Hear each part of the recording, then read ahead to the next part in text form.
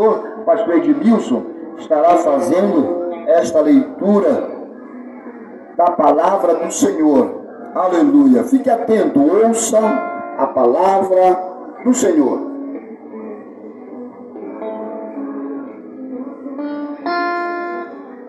Toda honra e glória seja dado àquele que vive, nos criou e criou todo o universo. O nome dele chama Jesus de Nazaré. Todo o coração que se dobre diante deste nome, porque este nome tem poder. Este nome é aquele nome que um dia nasceu de uma virgem, viveu 33 anos e depois tomou uma cruz, porque o Pai assim o permitiu que tomasse por nossos pecados e morreu. 3 dias ficou debaixo da terra. No terceiro dia ele ressuscitou. Esse Jesus que criou todas as coisas e que deu a nós o Espírito e uma alma, que ele um dia vai prestar conta, porque o nosso corpo ele vira pó, ele é comido pelos bichos, mas a nossa alma e o nosso corpo viverá para sempre. Depende daquilo que você escolher, depende daquilo que você decidiu, aquilo assim será, porque o Senhor ele quer salvar toda criatura, e só há salvação neste nome poderoso, supremo, maravilhoso. Aleluia. Neste nome tem poder. Este nome tem poder para curar, para libertar, para salvar, para dar vida. Este nome é o nome do nosso Deus. Por isso a honra, a glória seja dado a Ele. Tudo seja dado a Ele. E nós, os crentes, nós adoramos a Ele, porque Ele é Deus. Ele veio como um homem, mas na verdade Ele era o Senhor do universo. Ele era Deus. Porque Satanás tentou a Ele derrubar, mas ele não conseguiu. Satanás disse para ele: se tu és o Filho de Deus, mande que essas pedras se transformem em pães. Satanás disse para ele, o que Satanás queria? Assim como Satanás quis ser igual a Deus quando ele estava lá no céu, Satanás aqui na terra quis derrubar o plano de Deus, fazendo com que Jesus se prostrasse, Jesus se encurvasse. Mas Ele é Senhor, Ele venceu todas as circunstâncias, Ele saiu soberano. E Ele disse finalmente para Satanás: vai-te, Satanás, porque somente o Senhor, o teu Deus, vai-te, Satanás, porque somente o Senhor, o teu Deus, adorarás e a Ele servirás. Eu quero ler aqui no livro de São Marcos, capítulo 2,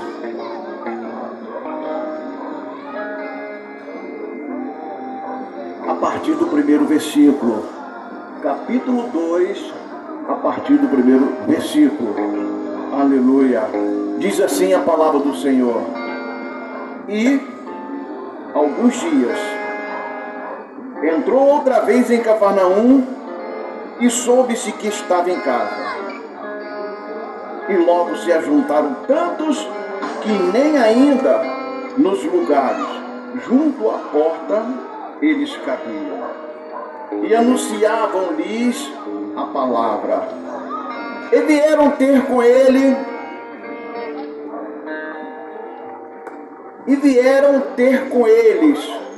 conduzindo um paralítico trazido por 4 pessoas.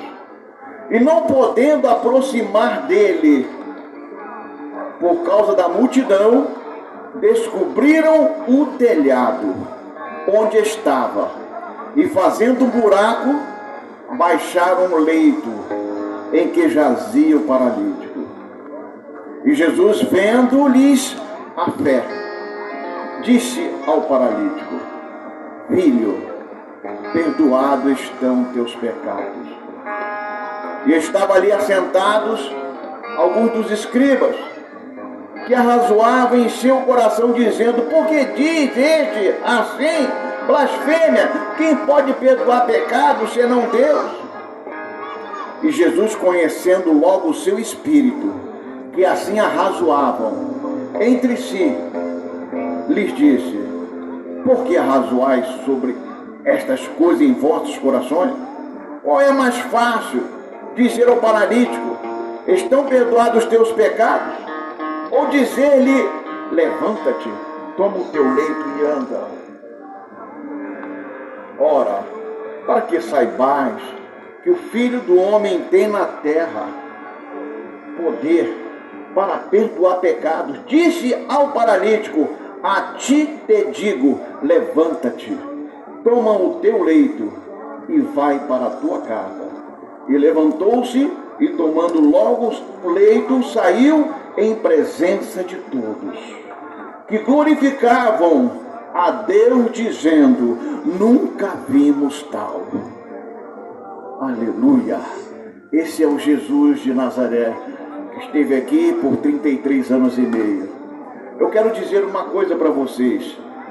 E Jesus, vendo-lhes a fé, disse ao paralítico: filho, perdoados estão teus pecados. O que é que Jesus viu? Jesus viu algo interessante para começar a história, para começar o mover dele na vida de todos aqueles. Ele viu-lhes a fé. Ele viu-lhes a fé. O que Jesus quer encontrar em nossos corações não é diferente. Fé. Porque a fé é impossível. Sem fé é impossível agradar a Deus. Sem fé não vencemos o mundo. Sem fé não é possível nós estarmos de pé, adorando, bendizendo, falando de Jesus. Sem fé é impossível tudo.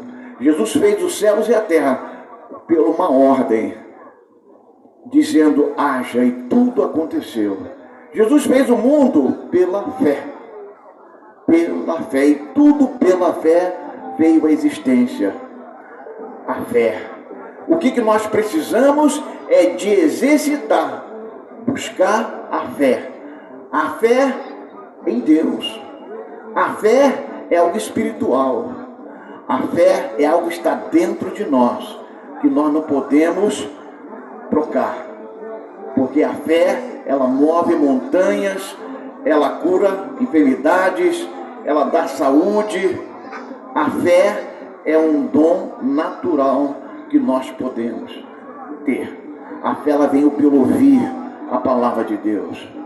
A palavra de Deus, quando nós ouvimos, ela desce à nossa mente, ao nosso coração, e nós damos valor, acreditamos. E quando nós pomos em prática aquilo que nós recebemos, isso chama-se fé. Fé.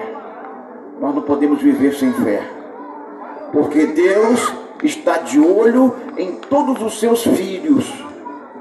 E os seus filhos têm algo dentro de si que se chama fé. E quando Jesus olhou para aqueles que ali estavam, aqueles 4 que estavam trazendo o paralítico, e também estava o paralítico deitado numa cama, Jesus viu dentro deles o quê? A fé. Deus viu fé. Oh, glória a Deus. A fé é um bem. A fé é uma dádiva que nós precisamos exercitar. Porque não há outro, Senhor, que nós podemos acreditar. Somente Ele, o Deus Todo-Poderoso, o Deus Eterno. Esse sim é o Senhor. Aleluia. Esse sim é o Senhor que tudo pode, tudo Ele pode. Todas as coisas lhe são possíveis. Embora todas as coisas são impossíveis para o homem, mas para o Senhor, todas as coisas são possíveis. Então, estava ali dizendo em seus corações: como pode este perdoar pecado, se não Deus? Como pode? Estava razoando. Mas Jesus conheceu os seus corações. Jesus tem o poder de conhecer todas as coisas, pensamentos, ocultos, arrazoamentos, o que traz nós a dificuldade de nós tocar no Senhor, tocar na fé, tocar na palavra, tocar no milagre, é a falta de fé.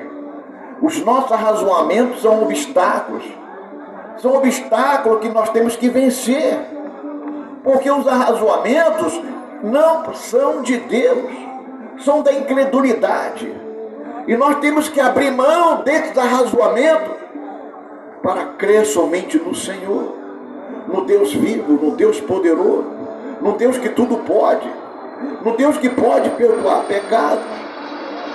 Aleluia.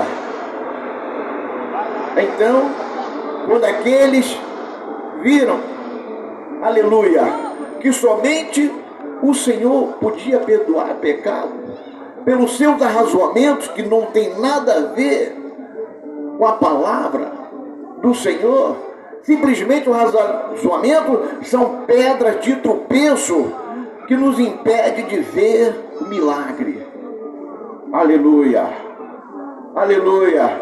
Jesus teve que perguntar para eles: por que razoais em vossos corações? Qual é o mais fácil de dizer? Jesus perguntou ao paralítico: estão perdoados os teus pecados? Ou dizer, levanta-te e anda? Jesus concluiu: para que saibais que o Filho do Homem tem na terra poder para perdoar pecados. O Senhor disse ao paralítico: levanta-te, toma o teu leito e vai para a tua casa. O que aconteceu?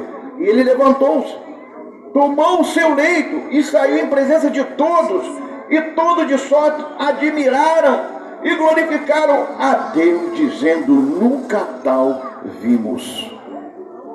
Nunca tal vimos. Precisamos de tocar, de ver com nossos próprios olhos tudo que Deus faz, tudo que Deus está fazendo, agindo nas nossas vidas. Se nós estamos vivendo, porque está acontecendo um milagre de Deus. Se nós estamos sobrevivendo, é porque está acontecendo um milagre de Deus. Se nós estamos sendo curados, também está acontecendo o milagre de Deus. Irmãos, todas as coisas, o Senhor tem cuidado de nós. E nós precisamos de aprender a gratidão a Deus. Agradecer a Deus, porque Ele vê todas essas coisas, e nós precisamos, aleluia, ao levantar, agradecer, orar, falar com Deus, no caminhar durante o dia, lembrar sempre dele, agradecer, falar com Deus, e ao deitar a mesma coisa, devemos fazer a mesma coisa, se lembrar sempre, porque a nossa vida toda depende de Deus. A nossa vida é um milagre de Deus. Em tudo devemos ser sempre gratos a Deus. Aleluia. Todas as coisas nos são lícitas, mas nem todas as coisas nos convêm. Podemos discernir aquilo que Deus se agrada, aquilo que Deus nos permite. Porque Deus deu para nós o discernimento. Nem tudo nós podemos fazer. Porque tem coisas que desagradam o Espírito Santo de Deus. O melhor de todos é que nós venhamos cuidar, zelar, vigiar sempre a presença de Deus nas nossas vidas. Porque a presença de Deus, ela é um marco. É um marco. Que nós temos que estar sempre cuidado para não perdermos a presença de Deus. Podemos perder tudo na nossa vida. Podemos até perder a própria vida. Mas a presença de Deus nós não podemos perder. Por quê? Porque a presença de Deus, ela nos conduz também à eternidade. O nosso corpo, ele desce à sepultura. Mas e a nossa alma? E o nosso espírito contém a presença de Deus para nos dirigir para o caminho que nós, da salvação, o caminho que o Senhor nos abriu. Então precisamos de cuidar. Cada um de nós devemos cuidar da presença de Deus, porque a presença de Deus é tudo. é tudo. Nós não podemos viver sem a presença dele. Aleluia. A presença dele é inevitável. Um dia, se nós viermos perder a presença de Deus por algum motivo, talvez por um pecado, porque o pecado é que nos separa de Deus, nós devemos recorrer, pedir ao Senhor que Ele venha ter misericórdia e nos perdoar os nossos pecados. Você lembra do rei Davi? Ele havia pecado com uma moça ainda muito bonita, e ele era casado. Ele cometeu o pecado. Além de ele cometer esse pecado de adultério, ele havia cometido um outro pecado, de matar o marido dela. Mas o profeta foi lá diante do rei Davi, porque Davi era um homem de Deus. Davi era um rei segundo o coração de Deus. E nós conhecemos a história de Davi, sabemos que ele se arrependeu. Quando Natã, o profeta, foi diante dele, ele se arrependeu. E Deus perdoou-lhes os seus pecados. Não há pecado que Deus, irmãos e irmãs, não possa nos perdoar. Davi, ele falhou, mas ele reconheceu que Deus era poderoso para perdoar pecado. Olha que coisa linda. Deus perdoou os seus pecados, e a comunhão com Deus voltou automaticamente. Amados, nunca venhamos nós desprezar a presença de Deus. Nunca nós venhamos trocar a presença de Deus por um prazer, por uma coisa que não tem nenhum valor, porque tudo não tem nenhum valor se não for a presença de Deus na nossa vida. Fica difícil. Por isso que nós precisamos de atentar para a palavra de Deus, porque a palavra de Deus nos traz vida, a palavra de Deus nos traz consolação, nos traz gozo, nos traz alegria, e nós, com todo o nosso coração, toda a nossa alma, precisamos de atentar para a palavra do Senhor, porque a palavra do Senhor, ela nos traz vida eterna. A palavra do Senhor, ela nos traz aquilo que nós precisamos, aquilo que nossos filhos precisam, que nossos cônjuges precisam, e nós precisamos sempre semear essa palavra, falando ela em todo o tempo e fora de tempo, explicando a palavra. Aqui tem um grupo de irmãos que está fazendo isso, semeando a palavra do Senhor. A palavra do Senhor é a palavra eterna, é a palavra que no último dia do julgamento será aberto alguns livros, e o livro que também será aberto será, além do livro da vida, a palavra do Senhor, ela será aberta, e o mundo será julgado pelas palavras deste livro. Amado, não desprezeis a palavra desta profecia. Não desprezeis, porque é vida para a nossa alma, ela é saúde para o nosso corpo, é tudo que nós precisamos, porque é a boca de Deus falando para cada um de nós, é a boca de Deus, ela é o alimento que dá vida ao nosso espírito, alimenta também nossa alma. O que a nossa alma precisa é de ser alimentado por essa palavra. Não é a palavra de médico, aleluia, mas é a palavra de Deus. O remédio pode curar o corpo, mas a palavra de Deus cura a alma. Não há remédio para a alma, a não ser a palavra de Deus. A palavra de Deus, ela cura depressão, todo tipo de enfermidade na alma. Aleluia, a palavra do Senhor, ela cura. Ela tem poder, porque o Senhor é a própria palavra. É a própria palavra. E essa palavra que nós estamos trazendo nesta noite, não é a palavra do pastor, E se você quiser conversar com o pastor, no particular, nós podemos conversar com você, com todo o carinho. Se você tiver alguma dúvida a perguntar, nós temos aqui todo o nosso tempo para poder te ajudar, porque sabemos que a palavra do Senhor traz vida para nós. Essa é a nossa meditação desta noite. Que o Senhor possa vos abençoar poderosamente, no santo nome de Jesus. Deus abençoe a todos.